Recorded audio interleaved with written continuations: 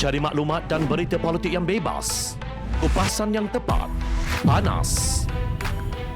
Dapatkannya secara eksklusif hanya di Jom Channel.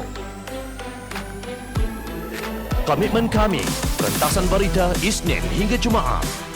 Berbicara dan isu semasa, kami garapkan secara langsung. Panel-panel berkaliber dan profesional. Interaktif, pandangan anda kami raikan. Jangan lupa bersama kami di setiap hujung minggu dalam edisi khas mingguan. Jom Channel, moving forward, sharing a new experience.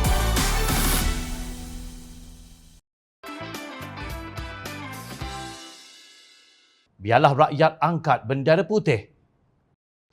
Jawapan Menteri Sumber Manusia Datuk Seri M. Saravanan berhubung pelaksanaan gaji minimum baharu yang dicadangkan sebanyak RM1,500 amat mengecewakan. Beliau berkata kerajaan tidak akan melaksanakan gaji minimum pada penghujung tahun ini. Sebaliknya perkara itu akan diumumkan dalam masa terdekat memandangkan situasi ekonomi negara kita ini bertambah baik. Katanya kebanyakan perniagaan juga dilihat berkembang serta menunjukkan trend pemulihan.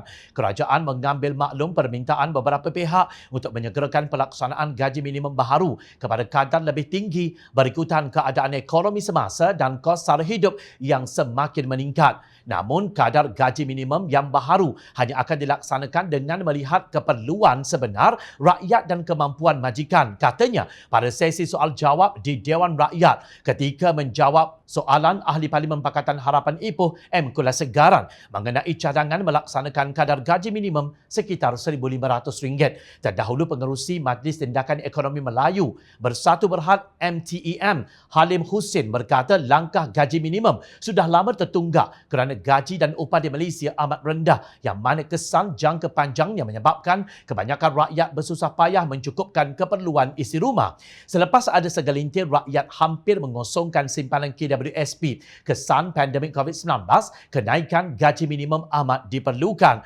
Katanya dalam kenyataan di Petik Berita Harian 10 Februari lalu. Menurut laporan, Halim berkata mengikut tanda aras antarabangsa, gaji minimum di negara ini sepatutnya sudah mencecah RM1,465 iaitu pada tangga 60% daripada gaji menengah RM2,442 berdasarkan formula gaji minimum Kementerian Sumber Manusia yang mengandungi garis kemiskinan, produktiviti dan elemen indeks harga pengguna CPI. Beliau berkata MTEM mendapati gaji minimum sebenar jika menggunakan jumlah purata kebangsaan ialah RM1,832.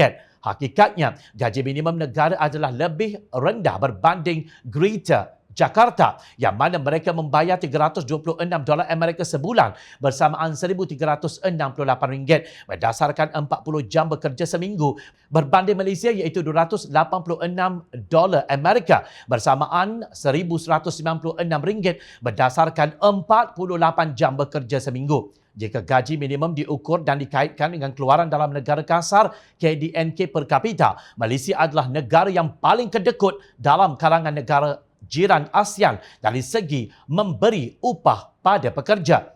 Malaysia hanya membayar 25% daripada KDNK per kapita negara, sedangkan Indonesia dan Filipina membayar gaji pekerja 84% dan 76% di bandar utama mereka. Katanya seperti dipetik. Sementara itu, Pengarah Eksekutif Persekutuan Majikan-Majikan Malaysia MEF, Datuk Syamsuddin Bardan menegaskan pelaksanaan gaji minimum baharu RM1,500 tidak akan memanfaatkan pekerja tempatan. Sebaliknya lebih menguntungkan pekerja asing di negara ini. Kalau kita lihat pada tahun 2018, ada kira-kira lebih 2 juta pekerja asing di Malaysia ketika itu. Ketika ini kita tahu berdasarkan rekod yang dikeluarkan Bank Negara Malaysia, BNM, pekerja asing menghantar kira-kira RM34 bilion setiap tahun ke negara asal dan itu pun adalah berdasarkan kepada penghantaran wang yang dikira sebagai rasmi iaitu melalui saluran diiktiraf kerajaan, tegasnya. Beliau berkata demikian ketika menjadi panelis program Bual Bicara Minda Profesor Negara yang bertajuk Gaji Minimum di Malaysia, apa kesudahannya?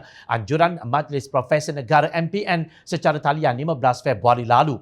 Bayangkan kalau kita tingkatkan gaji sehingga RM1,500 bermakna tambahan penghantaran wang ke luar negara kira-kira RM12 bilion sehinggalah RM16 bilion setahun. Itu adalah kesan kalau kita nak sangat untuk tingkatkan gaji minimum katanya.